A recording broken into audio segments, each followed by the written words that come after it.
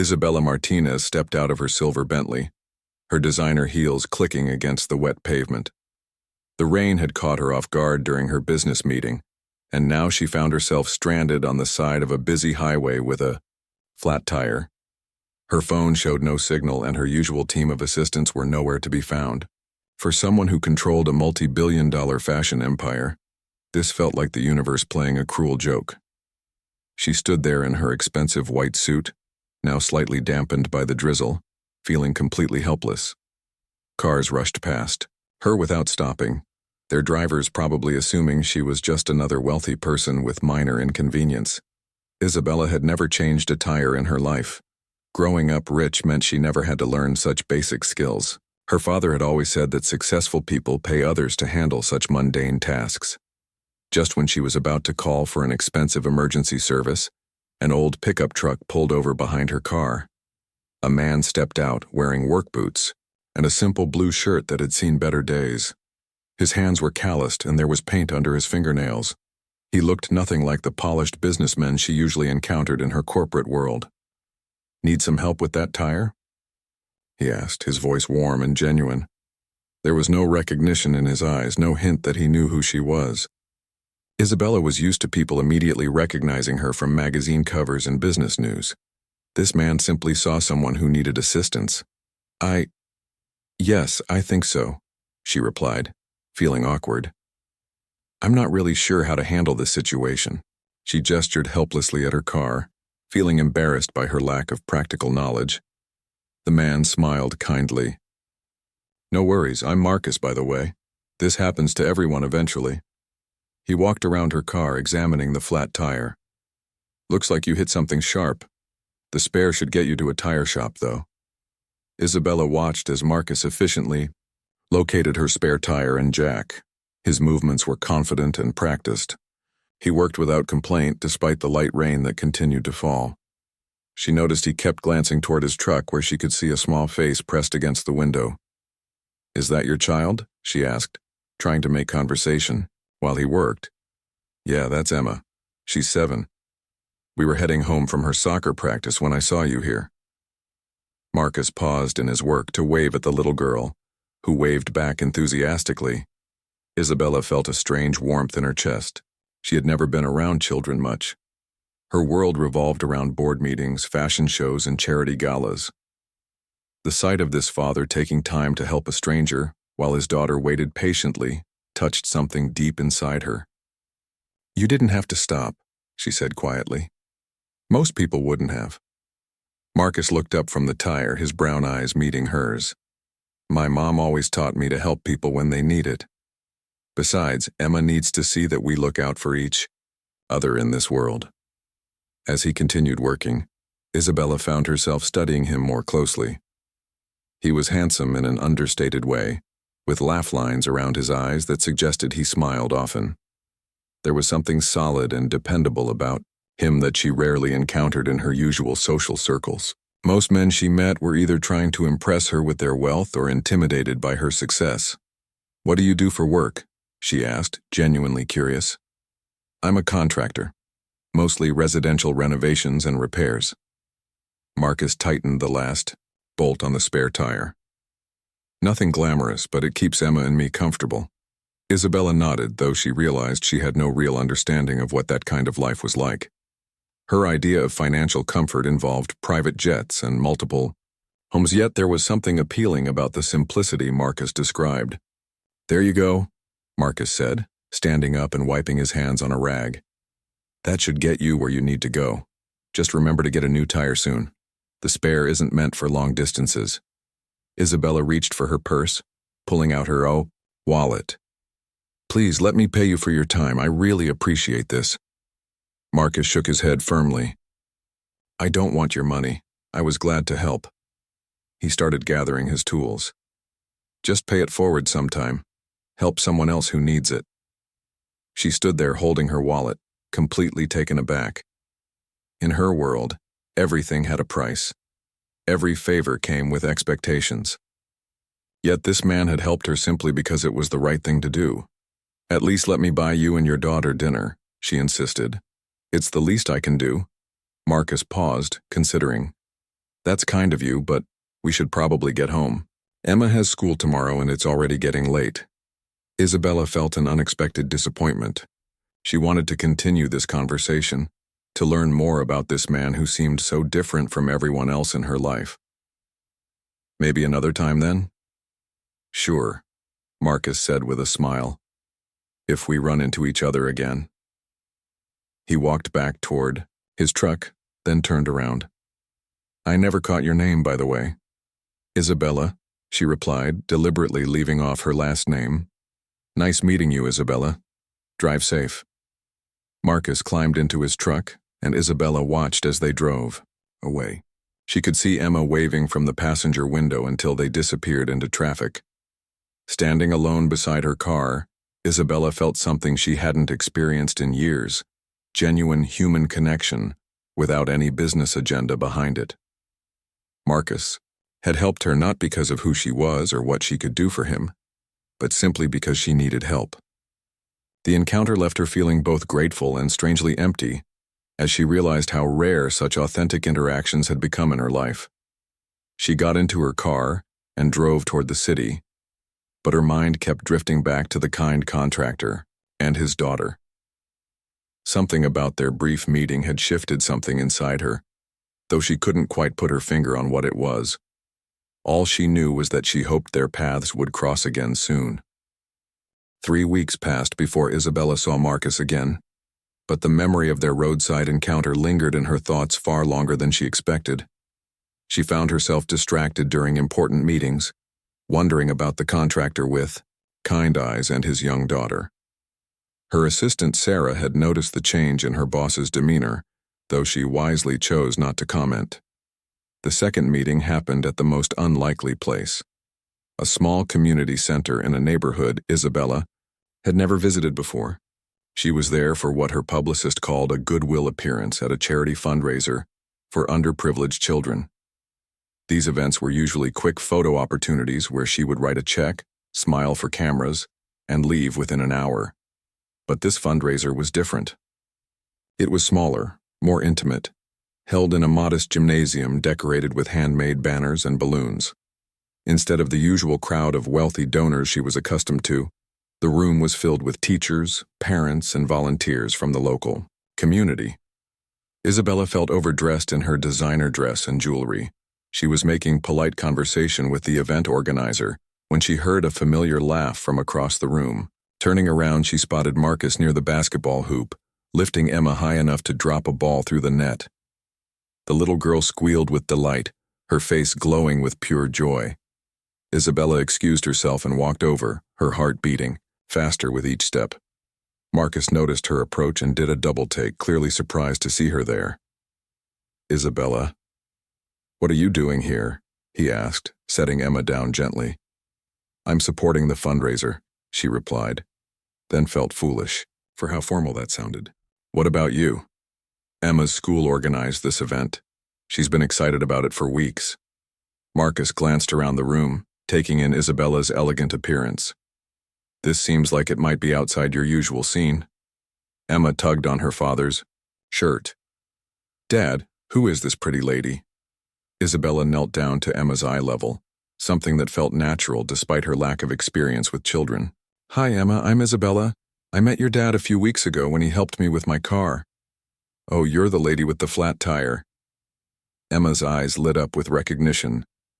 Dad said you were very nice but didn't know how to change tires.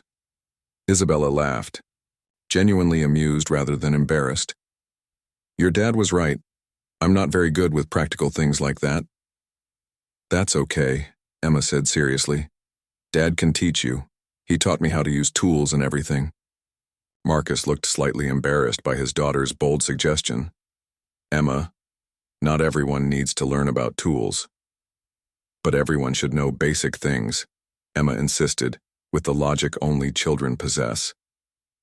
What if you get stuck again, and Dad isn't there to help? Isabella found herself charmed by the child's straightforward thinking. You know what, Emma? You're absolutely right. Maybe your dad could teach me sometime. The suggestion surprised Marcus, but before he could respond, the fundraiser organizer approached their group. Ms. Martinez, I'm so honored you're here. Would you mind saying a few words to our volunteers? Your support means so much to our community programs. Isabella agreed, though she felt nervous in a way she rarely experienced during public speaking. As she walked to the small stage, she was acutely aware that Marcus was watching her. When the organizer introduced her with her full name and list of accomplishments, she saw the moment of recognition cross Marcus's face. Her speech was shorter than usual and more personal. Instead of her typical corporate talking points, she spoke about the importance of community support and how helping others enriches everyone's lives. She found herself looking at Marcus during her remarks, thinking about how he had embodied those values when he stopped to help her. After the speech, Marcus approached her again, but his demeanor had changed. There was a new distance in his expression that made Isabella's stomach sink. I had no idea who you were, he said quietly. Isabella Martinez, the fashion mogul. I should have recognized you. Does it matter? Isabella asked, though she feared she already knew the answer. Marcus ran a hand through his hair, a gesture she was beginning to recognize as his habit when thinking. I don't know. Our worlds are pretty different, aren't they? Before Isabella could respond, Emma ran up to them, oblivious to the tension between the adults. Isabella, do you want to see the art room? We made paintings for the auction. Isabella looked at Marcus, silently asking permission. After a moment, he nodded. Sure, Em. Show her your artwork. The art room was filled with colorful paintings, created by children from the community center. Emma proudly showed Isabella her contribution, a painting of a family having a picnic under a bright blue sky. The figures were simple but filled with warmth and happiness. This is beautiful, Emma, Isabella said sincerely. You're a talented artist. It's me and Dad, Emma explained, pointing to the two figures in the painting. We have picnics in the park sometimes. Dad says it's important to enjoy simple things. Isabella studied the painting, struck by how much love and contentment it conveyed.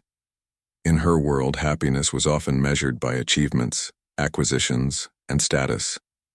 Yet this simple scene radiating joy depicted nothing more than a father and daughter sharing time together. Do you ever have picnics? Emma asked innocently. Isabella realized she couldn't remember the last time she had eaten outdoors for pleasure, rather than at some networking event. Not really, I'm usually too busy with work. That's sad, Emma said with typical childhood honesty. Work is important, but fun is important too. Dad always says that.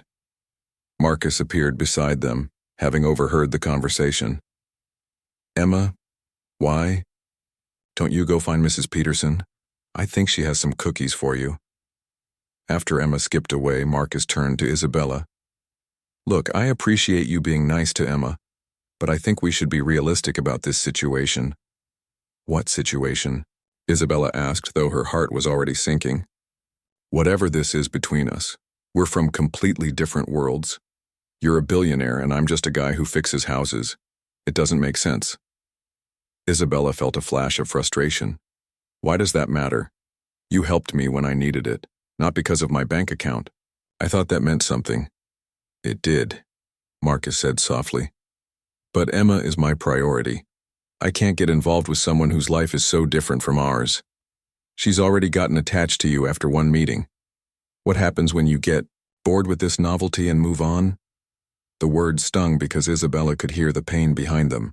Someone had clearly hurt Marcus before, leaving him cautious about protecting his daughter's heart. She wanted to argue, to convince him that her feelings were genuine, but she realized she didn't yet understand what those feelings were herself. I should go, Isabella said quietly. But Marcus, for what it's worth, meeting you and Emma has been the most real experience I've had in years. I'm not looking for novelty. I'm looking for something authentic. She walked away before he could respond, but she heard Emma call out, "Bye, Isabella," from across the room. Isabella waved back, her heart heavy with the realization that she might not see the little girl or her father again. As she drove home to her empty penthouse, she couldn't stop thinking about Emma's painting and the simple happiness it represented. Isabella couldn't concentrate on anything after leaving the fundraiser. She sat in her office high above the city, staring out at the skyline, while her assistant brought her coffee she didn't drink and reports she didn't read. The conversation with Marcus played over and over in her mind. His words about protecting Emma made sense, but they also made her realize something important. She genuinely cared about both of them. For the first time in her adult life, Isabella found herself questioning everything about her lifestyle. Her penthouse apartment felt cold and empty. Her social circle seemed shallow and calculating. Even her business achievements, which had once filled her with pride, felt hollow when she imagined explaining them to Emma's innocent questions about what really mattered in life. A week after the fundraiser, Isabella made an impulsive decision that surprised even her. Instead of going to her usual expensive salon, she drove to the community center where she had met Marcus and Emma. She told herself she just wanted to make a donation to their programs, but deep down, she hoped she might see them again. The center was busy with after-school activities. Children ran through the hallways, and Isabella could hear laughter coming from various rooms. She found the main office and spoke with Mrs. Peterson, the kind elderly woman who managed the programs. Ms. Martinez. "What a pleasant surprise," Mrs. Peterson said warmly. "Emma Chen has been talking about you all week.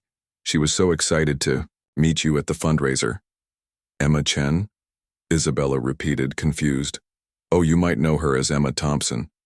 Marcus is her stepfather, but he adopted her officially last year. Her mother passed away when Emma was 4, and Marcus has raised her ever since." Mrs. Peterson's expression grew gentle. "That man is devoted to that little girl. He works extra hours to make sure she has everything she needs for school and activities." Isabella felt her heart skip. She had assumed Emma was Marcus's biological daughter. Learning about his commitment to a child who wasn't originally his made her respect him even more. It also explained his protective instincts and why he was so careful about letting new people into their lives. "I was hoping to make a donation to your programs," Isabella said, "especially anything that helps children like Emma." "That's wonderful. We have several programs that could use support. Our after-school tutoring, the art classes, and our weekend activities for single-parent families." Mrs. Peterson pulled out some brochures. "Marcus volunteers with our home repair program, too. He helps fix things for families who can't afford contractors." Isabella learned that Marcus donated his time every weekend, helping elderly residents and single mothers with basic home repairs. He never charged for his work, asking only that they cover the cost of materials. The picture Mrs. Peterson painted was of a man who quietly made his community better without seeking recognition or praise. "Would it be possible for me to volunteer with some of these programs?" Isabella asked, surprising herself with the question. Mrs. Peterson looked delighted but also concerned. "We'd love to have you, but most of our volunteer work is pretty hands-on.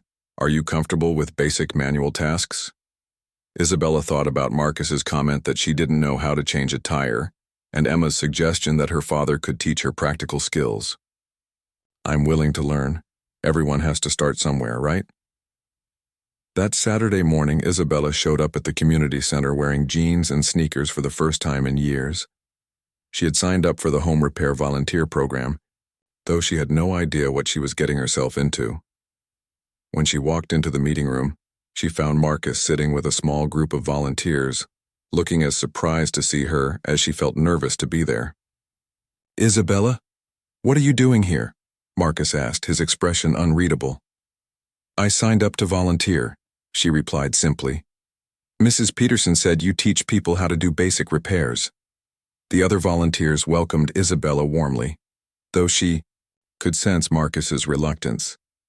Their first assignment was helping an elderly woman replace some rotted boards on her front porch. Isabella found herself paired with Marcus, both of them trying to act natural while dealing with the awkward tension between them. "Have you ever used a power drill before?" Marcus asked as they gathered tools from his truck. "No, but I'm a fast learner," Isabella replied, determined to prove she was serious about this. Marcus showed her how to hold the drill properly and how to drive screws into the wood. Isabella's first attempts were clumsy, and she nearly dropped the drill twice, but Marcus was patient, guiding her hands when necessary and encouraging her when she got frustrated. "Like this," he said, standing behind her to help her position the drill correctly. Isabella was intensely aware of his closeness, the warmth of his hands covering hers, the way he smelled like sawdust and something distinctly masculine.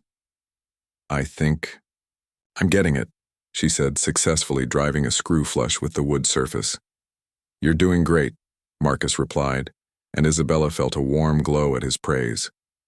They worked together for several hours, and Isabella found herself enjoying the physical labor in a way she never expected. There was something satisfying about creating something useful with her hands. More importantly, she loved watching Marcus work. He was skilled and efficient, but also kind and patient with every volunteer, regardless of their skill level. During their lunch break, they sat on the porch they had been repairing. The elderly homeowner, Mrs. Garcia, brought them sandwiches and lemonade.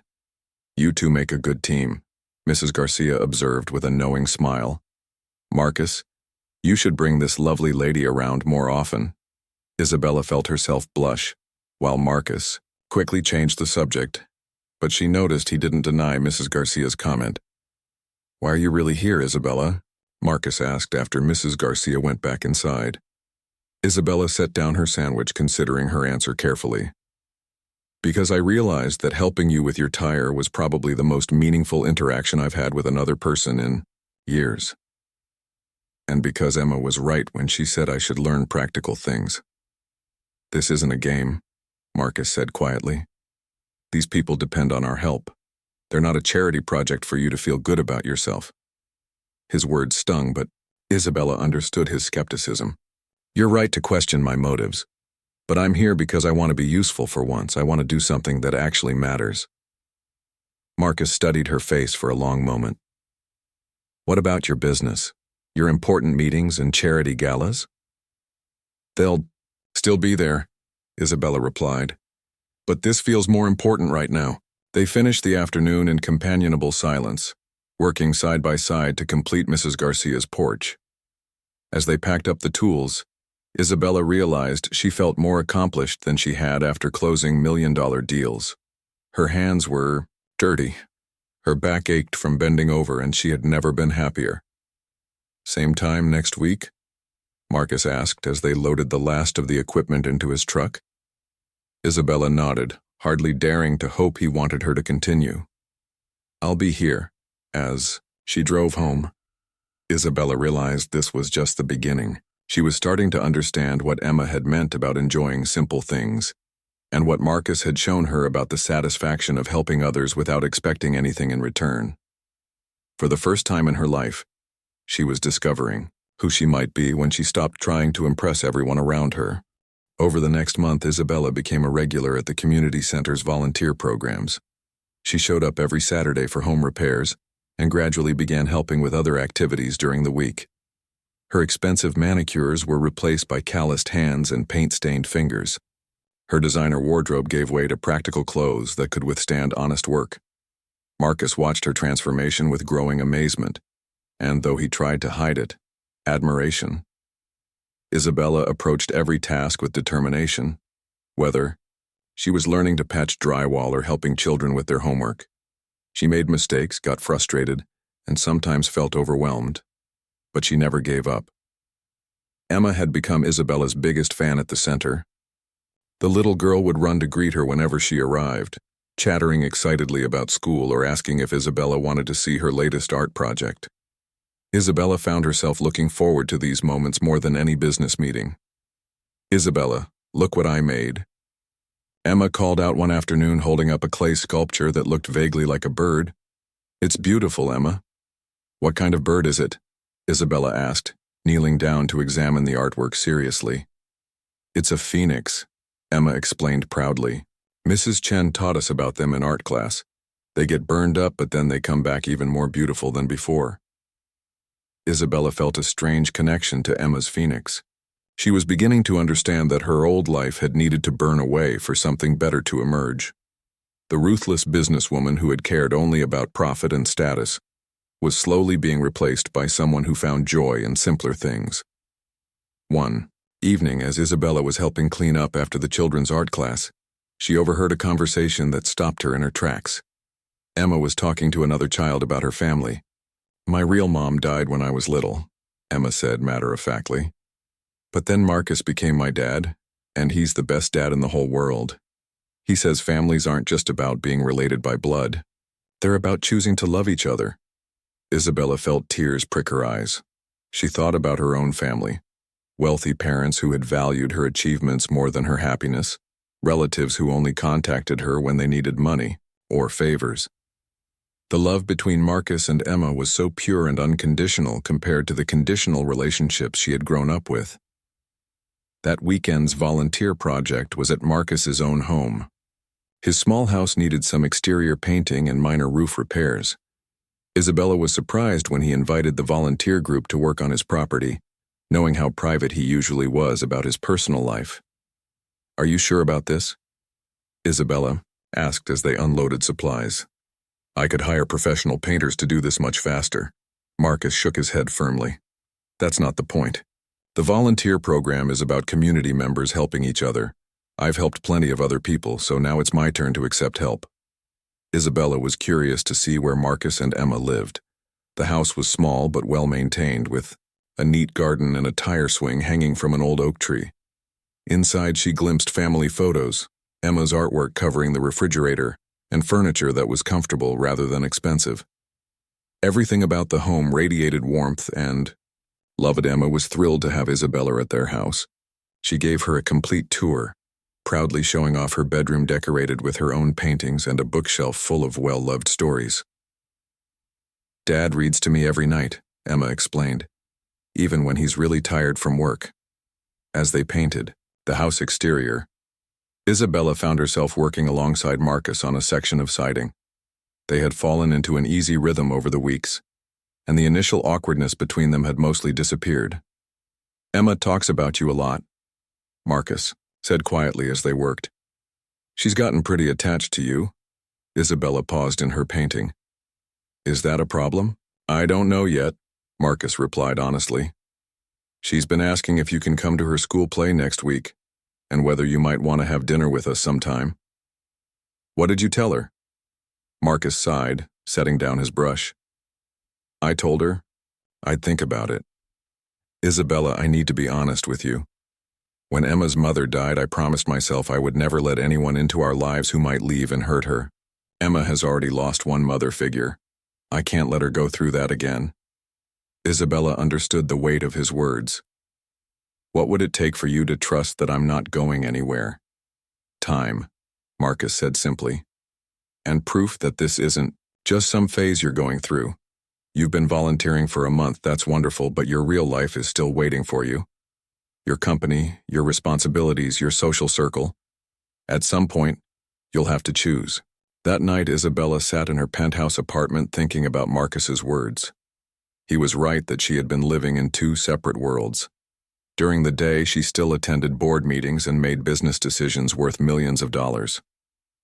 Her evenings and weekends were spent at the community center, living a completely different life. Her assistant Sarah had started making comments about Isabella's changed schedule and appearance. Her business partners were asking questions about her frequent absences from social events. The fashion magazines that had once featured her regularly were running stories about her mysterious transformation. Isabella realized that Marcus's challenge was fair. She couldn't continue living this double life indefinitely. She would have to make a choice about who she wanted to be and what kind of life she wanted to live. The next morning, Isabella called an emergency board meeting. Her executives gathered in the conference room, expecting to discuss quarterly reports or new product launches. Instead, Isabella surprised them with a different kind of announcement. "I'm restructuring my role in the company," she began. "I'll be stepping back from day-to-day operations and focusing on strategic direction and philanthropy. I want to establish a foundation that supports community programs and education initiatives." The room erupted in surprised murmurs. Her chief financial officer spoke up first. "Isabella, this is quite sudden. Are you sure this is wise? The company needs your leadership." "The company will be fine," Isabella replied calmly. "We have excellent people in every department. It's time for me to trust them to do their jobs while I focus on making a different kind of impact." After the meeting, Sarah cornered Isabella in her office. "What's really going on?" This isn't like you at all. Isabella looked out her office, window at the city below, thinking about the small community center where Emma was probably working on her homework while Marcus finished his workday. I'm finally figuring out who I want to be, Sarah, and it turns out that person is very different from who I thought I was. That evening, instead of going to a business dinner she had previously committed to attend, Isabella drove to Marcus's house. She found him in his backyard, helping Emma practice for her school play. Emma was dressed as a sunflower, reciting her lines with dramatic flair, while Marcus applauded enthusiastically. Isabella, Emma squealed when she spotted her. You came, do you want to hear my lines? I'd love to, Isabella replied, settling onto the porch steps to watch Emma's performance. After Emma went inside to get ready for bed, Marcus joined Isabella on the steps. What brings you by tonight? I made some changes at work today, Isabella said. I think it's time I stopped living two separate lives and figured out which one is really me. Marcus studied her face in the porch light. And which one won? Isabella smiled, thinking about Emma's phoenix story. The one that gets burned up and comes back more beautiful than before. Isabella's decision to step back from her business empire sent shockwaves through her social circle and the business community. The transformation wasn't easy. Some longtime friends stopped calling when she declined their expensive charity galas in favor of volunteering at the community center. Business associates questioned her judgment.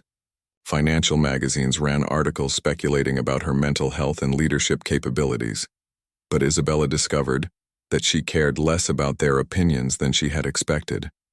The work she was doing felt meaningful in a way her corporate success never had. She was making a real difference in individual lives rather than just increasing profit margins. The new foundation she established focused on supporting community centers, after-school programs, and vocational training for single parents. Isabella threw herself into learning about nonprofit management with the same intensity she had once applied to business deals.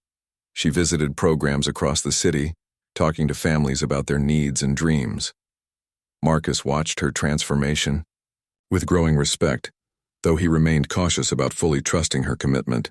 He had seen wealthy people develop temporary interests in helping the poor before moving on to new causes when they got bored. But as weeks turned into months, Isabella's dedication never wavered. Emma, meanwhile, had completely adopted Isabella as part of her extended family. She invited Isabella to school events, proudly introduced her to teachers as my friend Isabella who helps fix houses, and regularly requested that Isabella join them for their weekend activities.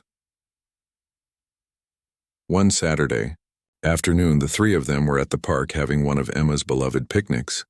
Isabella had learned to appreciate these simple outings, finding peace in watching Emma play while talking with Marcus about everything and nothing. They had developed an easy friendship, built on shared work at the community center, and their mutual adoration of Emma. Isabella, will you push me on the swings? Emma called out after finishing her sandwich. As Isabella pushed Emma higher and higher, the little girl's laughter filling the air, Marcus felt something shift inside his chest. Watching Isabella with his daughter, seeing how natural and genuine their connection was, made him realize his feelings for her had grown deeper than friendship. But the thought also terrified him. That evening, after Emma went to bed, Marcus and Isabella sat on his front porch talking. The conversation drifted to their childhoods, their dreams, their fears. Isabella shared stories about growing up wealthy but lonely, about parents who measured her worth by her achievements. Marcus told her about his own childhood with a single mother who worked 3 jobs and how becoming Emma's father had given his life real purpose. I never thought I wanted children, Isabella admitted quietly. My life was so focused on career success, but spending time with Emma has shown me what I've been missing. She's such a bright, loving little girl. You've done an amazing job raising her. Marcus felt his heart skip at her words. She talks about you constantly.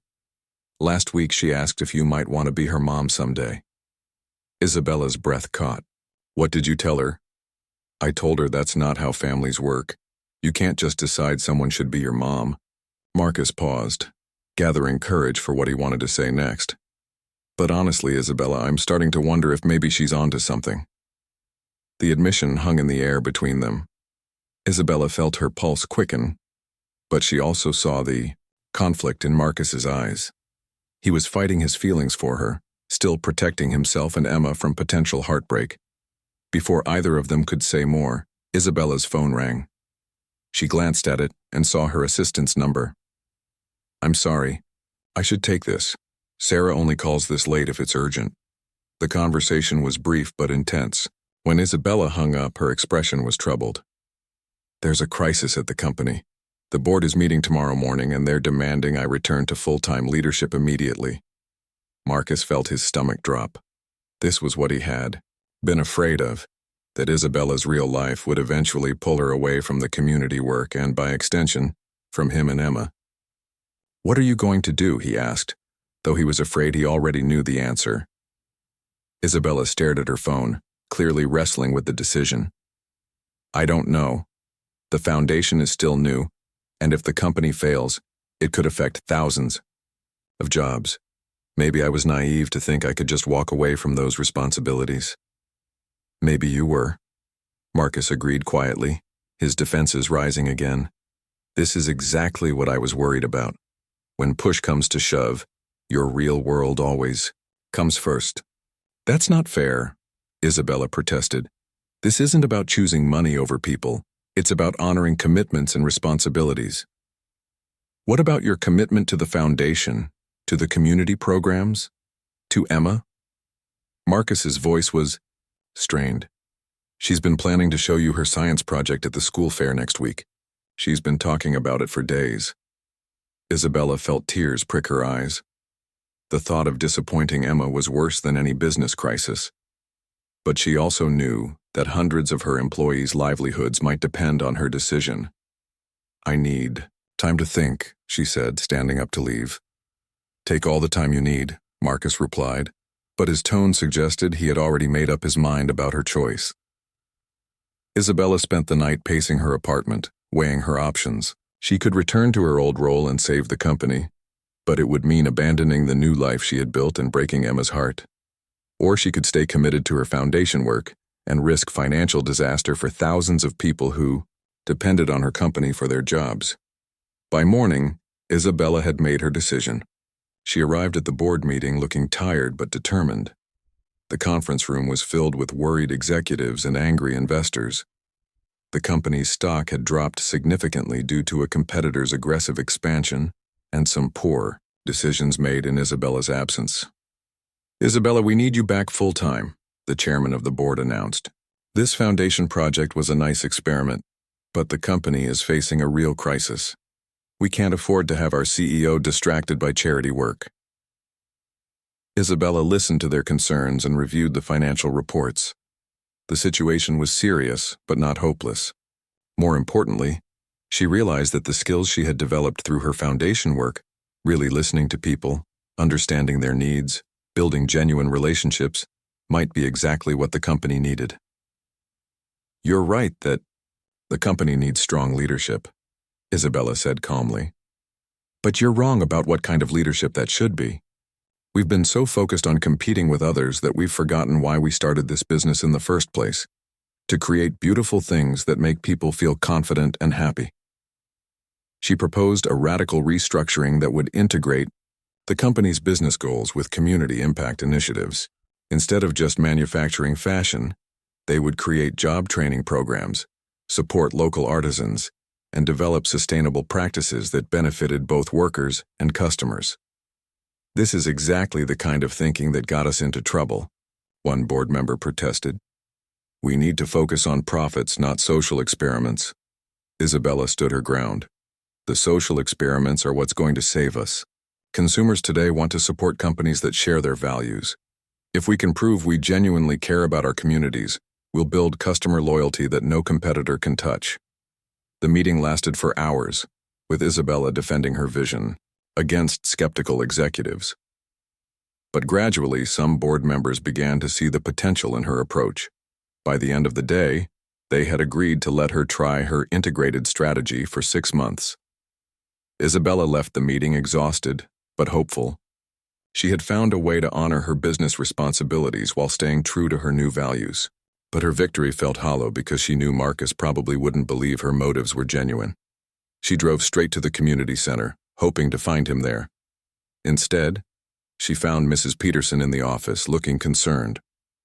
"Oh, Isabella, I'm so glad you're here," Mrs. Peterson said. "Marcus told me you might not be volunteering with us anymore. I hope that's not true. You've become such an important part of our programs." "It's not true," Isabella said firmly.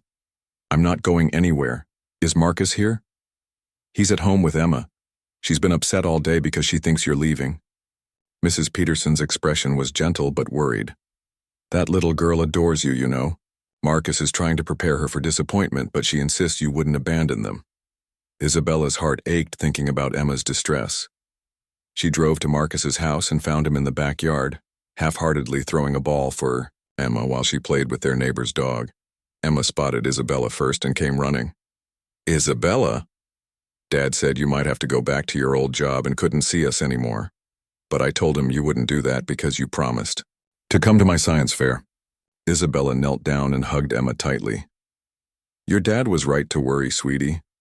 I did have some difficult decisions to make about work, but I figured out a way to do both. Help with the foundation and take care of my company responsibilities." Emma pulled back to look at Isabella's face seriously. "So you're not leaving?" "I'm not leaving," Isabella promised. "I wouldn't miss your science fair for anything in the world." Marcus approached slowly, his expression cautious. "What happened at your meeting?" Isabella explained her new business strategy and how she had convinced the board to let her integrate community work with corporate leadership. As she talked, she saw Marcus's skepticism gradually give way to understanding. "So you're saying you found a way to be a businesswoman and a community volunteer at the same time?" he asked. "I'm saying I realize they don't have to be separate things," Isabella replied. "The person I am here, with you and Emma, and the community center, this is who I really am. I just had to figure out how to bring that authenticity to all parts of my life." Emma had been listening to their conversation with the intense focus children display when adults are discussing something important. "Does this mean Isabella can stay for dinner?" she asked hopefully. Marcus looked at Isabella, and for the first time in days, she saw warmth return to his eyes. "Would you like to stay for dinner?" "I'd love to," Isabella replied, feeling like she had finally found her way home. 6 months later, Isabella's integrated business strategy had proven more successful than anyone had predicted. The company's community-focused initiatives had generated positive media attention, attracted new customers, and actually increased profits. More importantly for Isabella, she had found a way to use her business skills to make a meaningful impact on the lives of real people. The foundation was thriving, supporting 12 community centers across the city. Isabella split her time between corporate leadership and hands-on volunteer work, finding that each role made her better at the other. Her relationship with Marcus had deepened slowly and carefully, built on trust that had been earned through consistent actions rather than grand gestures. Emma had become the unofficial mascot of Isabella's foundation, often accompanying her to events and charming donors with her straightforward observations about what children really needed. The little girl had also become Isabella's guide to living in the moment and finding joy in simple pleasures. One Saturday evening, the three of them were at Marcus's house after a day of volunteering. Emma had fallen asleep on the couch between them while they watched a movie. As Marcus carefully carried her to bed, Isabella reflected on how natural this domestic scene felt, how right it seemed to be part of their little family. When Marcus returned to the living room, he found Isabella looking through one of Emma's photo albums. The pictures chronicled Emma's life from toddlerhood through her current 7-year-old adventures, with Marcus appearing as her devoted father in every stage. "She was so tiny when her mother died," Isabella said softly, studying a picture of 3-year-old Emma clinging to Marcus's hand at what was obviously a funeral. Marcus sat beside her on the couch. "Those first few months were the hardest thing I've ever been through. I had no idea how to be a single parent to a grieving little girl. There were nights I wondered if I was doing everything wrong." "Look at her now," Isabella said, gesturing. toward Emma's bedroom where they could hear her talking to her stuffed animals in her sleep. She's confident, happy, and full of love. You gave her that security. We gave her that, Marcus corrected gently. You've been part of her life for almost a year now, Isabella. She sees you as family. Isabella felt her heart skip at his words. Over the months, she had fallen completely in love with both Marcus and Emma, but she had been afraid to assume they felt the same way. Marcus was still protective of his small family, careful not to make promises he wasn't sure he could keep. How do you feel about that? Isabella asked quietly. Marcus was quiet for a long moment, considering his words carefully. A year ago, if someone had told me I'd fall in love with a billionaire fashion mogul, I would have laughed. But you're not really a billionaire fashion mogul, are you? You're just Isabella, the woman who learns to use power tools, who remembers every story Emma tells her, who works twice as hard as anyone else because she wants to prove she belongs. Isabella felt tears gather in her eyes.